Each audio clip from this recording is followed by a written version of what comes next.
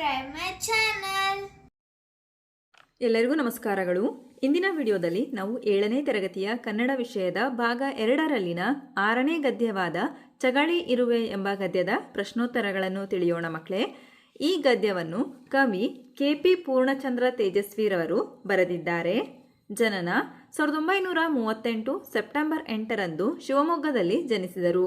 ಇವರು ಬರೆದಂತಹ ಕೃತಿಗಳು ಕರ್ವಾಲೋ, ಅಬಚೂರಿನ ಪೋಸ್ಟ್ ಆಫೀಸ್, ಚಿದಂಬರ ರಹಸ್ಯ, ಕಿರಗೂರಿನ ಗಯ್ಯಾಳಿಗಳು, ತಬರನ ಕತೆ, ಜುಗಾರಿ ಕ್ರಾಸ್ ಇತ್ಯಾದಿ. ಇವರಿಗೆ ಲಭಿಸಿದಂತಹ ಪ್ರಶಸ್ತಿಗಳು ಕರ್ನಾಟಕ ಸಾಹಿತ್ಯ ಅಕಾಡೆಮಿ ಪ್ರಶಸ್ತಿ, ಕೇಂದ್ರ ಸಾಹಿತ್ಯ ಅಕಾಡೆಮಿ ಪ್ರಶಸ್ತಿ, ಭಾರತೀಯ ಭಾಷಾ ಪರಿಷತ್ ಪ್ರಶಸ್ತಿ. ಮರಣ: ತೇಜಸ್ವಿಯವರು ಏಪ್ರಿಲ್ 5, 2007ರಂದು ನಿಧನರಾದರು. ಅಭ್ಯಾಸದ ಪ್ರಶ್ನೆಗಳನ್ನು ನೋಡೋಣ ಮಕ್ಕಳೇ. ಅ ಮುಖ್ಯ ಪ್ರಶ್ನೆ: ಕೊಟ್ಟಿರುವ ಪ್ರಶ್ನೆಗಳಿಗೆ ಒಂದು ವಾಕ್ಯದಲ್ಲಿ ಉತ್ತರಿಸಿ. ಮೊದಲ ಪ್ರಶ್ನೆ: ಕೊಟ್ಟೆ ಎಂದರೇನು? ಉತ್ತರ: ಎಲೆಗಳನ್ನು ಒಂದಕ್ಕೊಂದು ಸೇರಿಸಿ ಇರುವೆಗಳು ಕಟ್ಟುವ ಗೂಡಿಗೆ ಕೊಟ್ಟೆ ಎನ್ನುವರು. ಪ್ರಶ್ನೆ 2: ಚಗಳಿ ಇರುವೆಗಳು ಎಲೆಗಳನ್ನು ಅಂಟಿಸಲು ಏನನ್ನು ಬಳಸುತ್ತವೆ? ಉತ್ತರ: ಚಗಳಿ ಇರುವೆಗಳು ಎಲೆಗಳನ್ನು ಅಂಟಿಸಲು ಲಾರ್ವಾಗಳನ್ನು ಬಳಸುತ್ತವೆ. ಪ್ರಶ್ನೆ 3: ಚಗಳಿ ಇರುವೆಗಳು ತಮ್ಮ ಸಂಗಡಿಗರಿಗೆ ಯಾವ ರಾಸಾಯನಿಕ ಮೂಲದ ಸಂದೇಶಗಳನ್ನು ತಲುಪಿಸುತ್ತವೆ? ಉತ್ತರ: ಚಗಳಿ ಇರುವೆಗಳು ತಮ್ಮ ಸಂಗಡಿಗರೊಂದಿಗೆ ಫಿರಮೋನ್ ರಾಸಾಯನಿಕವನ್ನು ಗಾಳಿಯಲ್ಲಿ ಸಿಂಪಡಿಸುವುದರ ಮೂಲಕ ಸಂದೇಶಗಳನ್ನು ತಲುಪಿಸುತ್ತವೆ. ಪ್ರಶ್ನೆ 4: ಚಗಳಿ ಇರುವೆಗಳಂತೆಯೇ ಸಂಘ ಜೀವನವನ್ನು ನಡೆಸುವ ಇತರ ಜೀವಿಗಳು ಯಾವುವು? ಉತ್ತರ: ಚಗಳಿ ಇರುವೆಗಳಂತೆಯೇ ಸಂಘ ಜೀವನವನ್ನು ನಡೆಸುವ ಇತರ ಜೀವಿಗಳು ಕಪ್ಪು ಇರುವೆ, ಕೆಂಪು ಇರುವೆ, ಕರಿಗೊದ್ದ ಹಾಗೂ ಜೇನುಹುಳು ಇತ್ಯಾದಿ. ಆ ಮುಖ್ಯ ಪ್ರಶ್ನೆ: ಕೊಟ್ಟಿರುವ ಪ್ರಶ್ನೆಗಳಿಗೆ 2-3 ವಾಕ್ಯಗಳಲ್ಲಿ ಉತ್ತರಿಸಿ. ಮೊದಲ ಪ್ರಶ್ನೆ: ಚಗಳಿ ಇರುವೆಗಳ ಶಿಸ್ತಿಗೆ ಒಂದು ಉದಾಹರಣೆ ಕೊಡಿ. ಉತ್ತರ: ಚಗಳಿ ಇರುವೆಗಳು ಶಿಸ್ತಿನ ಸಿಪಾಯಿಯಂತೆ ಕೆಲಸ ಮಾಡುತ್ತವೆ. 100 ಇರುವೆಗಳು ಸೇರಿ ಎಲೆಯನ್ನು ಬಗ್ಗಿಸಿ ಒಂದರ ಕಾಲನ್ನು ಇನ್ನೊಂದು ಹಿಡಿದುಕೊಂಡು ಜೋತಾಡುತ್ತಾ ಕೊಟ್ಟೆಯನ್ನು ಕಟ್ಟುತ್ತವೆ. ಪ್ರಶ್ನೆ 2: ಕೆಲಸಗಾರ ಇರುವೆಗಳ ಕೆಲಸವೇನು? ಉತ್ತರ: ಕೆಲಸಗಾರ ಇರುವೆಗಳು ತಿಗಣೆ ಹಾಗೂ ಜಿಗಿ ಹುಳುಗಳನ್ನು ಹಿಡಿದು ತಂದು ತಾನು ಕೊಟ್ಟೆ ಕಟ್ಟಿದ ಮರದ ಕೊಂಬೆಗಳ ಮೇಲೆ ಅವುಗಳನ್ನು ಸಾಕುತ್ತವೆ. ಆ ಕೀಟಗಳ ಎಂಜಲು ಮಧುವಾಗಿರುವುದರಿಂದ ಇರುವೆಗಳಿಗೆ ಆಹಾರವಾಗುತ್ತದೆ. ಪ್ರಶ್ನೆ 3: ಚಗಳಿ ಇರುವೆಗಳನ್ನು ಹಿಮ್ಮೆಟ್ಟಿಸುವುದು ಮನುಷ್ಯರಿಗೂ ಕಷ್ಟ, ಏಕೆ? ಉತ್ತರ: ಚಗಳಿ ಇರುವೆಗಳಲ್ಲಿ ಧೈರ್ಯ, ಶಿಸ್ತು, ಒಗ್ಗಟ್ಟು ಇರುವುದರಿಂದ ಇವುಗಳನ್ನು ಹಿಮ್ಮೆಟ್ಟಿಸುವುದು ಮನುಷ್ಯರಿಗೂ ಕಷ್ಟ.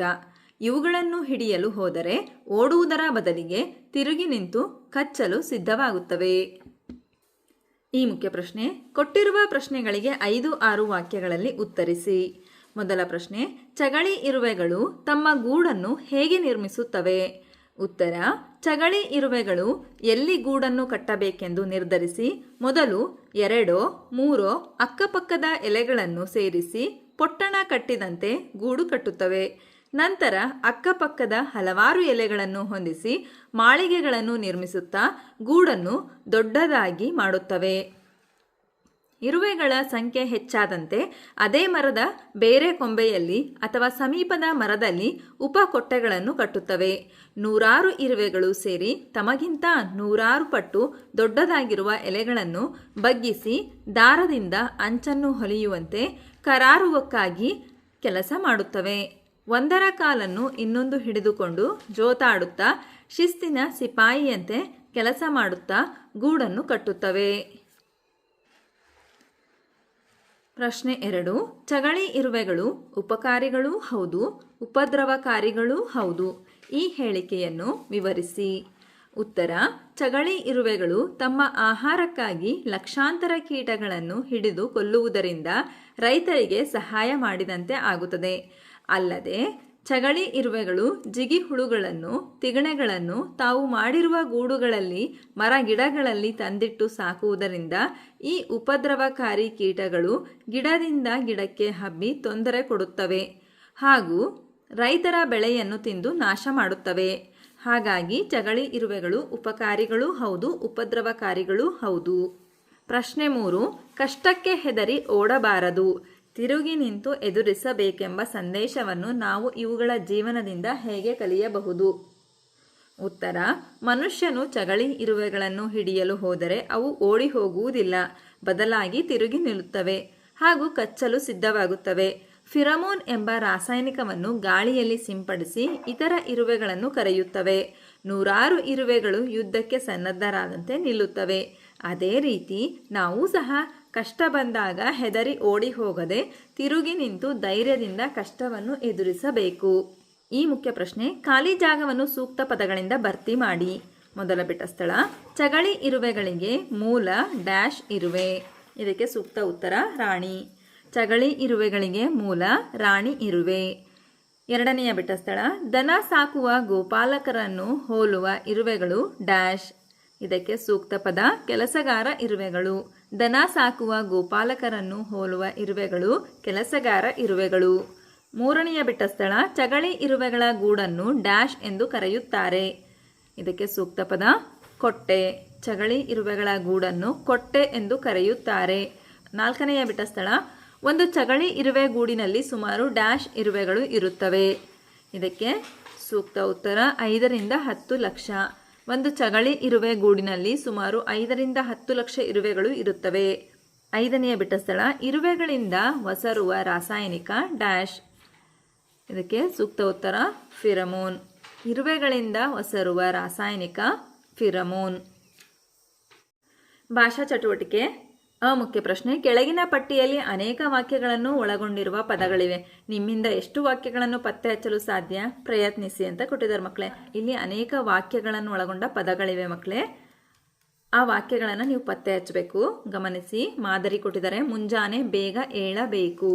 ನೋಡಿ, ಮುಂಜಾನೆ ಬೇಗ ಏಳಬೇಕು. ಅದೇ ರೀತಿಯಲ್ಲಿ ನೋಡಿ, ರಮೇಶ ಶಾಲೆಗೆ ಹೋದನು. ಭಾನುವಾರ ಶಾಲೆಗೆ ರಜೆ. ಕೋಳಿಯು ಮುಂಜಾನೆ ಕೂಗುತ್ತದೆ. ರಮೇಶ ಒಳ್ಳೆಯವನು. ಈ ರೀತಿ ನೀವು ಸಹ ವಾಕ್ಯಗಳನ್ನು ಪತ್ತೆ ಹಚ್ಚಿ ಮಕ್ಕಳೇ. ಆ ಮುಖ್ಯ ಪ್ರಶ್ನೆ: ಕೆಳಗಿನ ವಾಕ್ಯಗಳನ್ನು ಗಮನಿಸಿ ಓದಿ ಅಲ್ಲಿ ಯಾವ ಭಾವನೆ ಪ್ರಮುಖವಾಗಿ ವ್ಯಕ್ತವಾಗಿದೆ ಎಂಬುದನ್ನು ಗಮನಿಸಿ. ಅಂತಹದ್ದೇ ಇನ್ನೊಂದು ವಾಕ್ಯವನ್ನು ನೀವು ರಚಿಸಿ. ನೋಡಿ, ಗಮನಿಸಿ. ಮೊದಲ ವಾಕ್ಯ: ಸ್ವಾಮಿ, ಈ ಕುರ್ಚಿಯಲ್ಲಿ ದಯಮಾಡಿ ಕುಳಿತುಕೊಳ್ಳಿ. ಇದೇ ರೀತಿಯ ಇನ್ನೊಂದು ವಾಕ್ಯವನ್ನು ನೀವು ರಚಿಸಬೇಕು. ಗೌರವಾರ್ಥವಾಗಿ ಇರಬೇಕು ಮಕ್ಕಳೇ. ಪೂಜ್ಯ ಗುರುಗಳೇ ನಮಸ್ಕಾರ, ದಯಮಾಡಿ ಒಳಗೆ ಬನ್ನಿ. ಈ ರೀತಿಯಲ್ಲಿ ಬರಿಬೋದು. ಎರಡನೆಯ ವಾಕ್ಯವನ್ನು ನೋಡಿ: ದೇವಾ ದೇವ ನಮಗೆ ಒಳಿತನ್ನು ಮಾಡು. ಇದು ಪ್ರಾರ್ಥನೆ ಅಲ್ವಾ ಮಕ್ಕಳೇ? ಇದೇ ರೀತಿಯಲ್ಲಿ ನೀವು ಪ್ರಾರ್ಥನೆಯ ವಾಕ್ಯವನ್ನು ರಚಿಸಿ. ದೇವರೇ ಎಲ್ಲರಿಗೂ ಒಳ್ಳೆಯದಾಗಲೆಂದು ಆಶೀರ್ವದಿಸು. ಮೂರನೆಯ ವಾಕ್ಯ: ಅಯ್ಯಯ್ಯೋ ಮಗು ಎಡವಿ ಬಿದ್ದಿದೆ. ಇಲ್ಲಿ ಕಾಳಜಿಯ ವಾಕ್ಯವನ್ನು ನೀವು ರಚಿಸಬೇಕು ಮಕ್ಕಳೇ. ಗಮನಿಸಿ, ಅಯ್ಯೋ ಮಗು ಬಿದ್ದು ತುಂಬ ಗಾಯಗಳನ್ನು ಮಾಡಿಕೊಂಡಿದೆ. ನಾಲ್ಕನೆಯ ವಾಕ್ಯವನ್ನು ಗಮನಿಸಿ ಮಕ್ಕಳೇ. ಬಲೆ ಬಲೆ ನೀನು ನಮ್ಮ ಊರಿನ ಮಾನ ಕಾಪಾಡಿದೆ.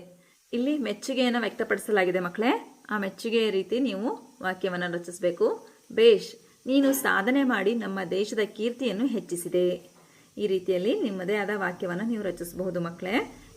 ಈ ಮುಖ್ಯ ಪ್ರಶ್ನೆ: ಯಾವ ರೀತಿ ಓದಿದರೂ ಅರ್ಥ ವ್ಯತ್ಯಾಸವಾಗದ ಪದಗಳನ್ನು ಗಮನಿಸಿ ನೀವು ಇಂತಹ ಪದಗಳನ್ನು ಸಂಗ್ರಹಿಸಿ ಅಂತ ಕೊಟ್ಟಿದ್ದಾರೆ ಮಕ್ಕಳೇ. ನೋಡಿ, ನ ಮ ನ ಹೀಗೆ ಓದಿದ್ರೆ ನಮನ. ಈ ರೀತಿ ಉಲ್ಟಾ ಓದಿದ್ರೂ ಸಹ ನಮನ ಅಂತಾನೆ ಆಗುತ್ತೆ. ನ ಮ ನ. ಈ ರೀತಿಯ ಪದಗಳನ್ನು ಗಮನಿಸಿ ಮಕ್ಕಳೇ. ನಮನ, ಕನಕ, ನಯನ, ನಳಿನ. ನಿಮಗೆ ಗೊತ್ತಿರುವಂತಹ ಇನ್ನೂ ಅನೇಕ ಪದಗಳನ್ನು ನೀವು ಬರೀಬಹುದು ಮಕ್ಕಳೇ. ಹಾಗಾದರೆ ಮಕ್ಕಳೇ, ಈ ಗದ್ಯದಲ್ಲಿ ಬರ್ತಕ್ಕಂತಹ ಎಲ್ಲ ಪ್ರಶ್ನೆಗಳಿಗೆ ನಿಮಗೆ ಉತ್ತರ ಲಭಿಸಿದೆ ಅಂತ ನಾನು ಭಾವಿಸ್ತಾ ಇದ್ದೀನಿ. ಧನ್ಯವಾದಗಳು. ನಮ್ಮ ವಿಡಿಯೋ ಇಷ್ಟವಾದಲ್ಲಿ ಪ್ಲೀಸ್ ಸಬ್ಸ್ಕ್ರೈಬ್ ಮಾಡಿ, ಲೈಕ್ ಮಾಡಿ, ಶೇರ್ ಮಾಡಿ, ಪ್ರೋತ್ಸಾಹಿಸಿ.